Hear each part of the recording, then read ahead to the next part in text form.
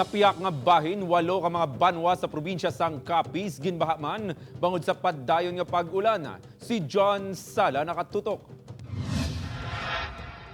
Halin pa sang Sabado wala untat ang pagbubo sang mamunog nga ulan sa probinsya sang Capiz gani siyam ka mga kabanwahanan ng Ginbaha.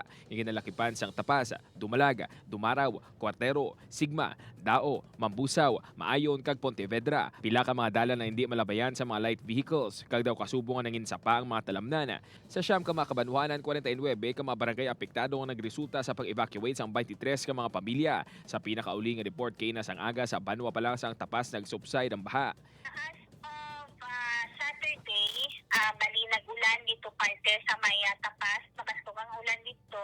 Plus, pati tupadaylan ni sila sa Tinggawan, tubasko man dito, nagdulhog ni tanan. Padayon pang assessment ang Capiz Provincial Disaster Risk Reduction and Management Office sa halit niya gintugas ang pagbaha.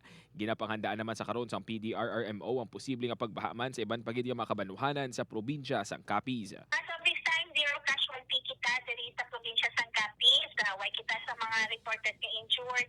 Balita alin sa probinsya sang Capiz, John Sala, 1 Western Visayas.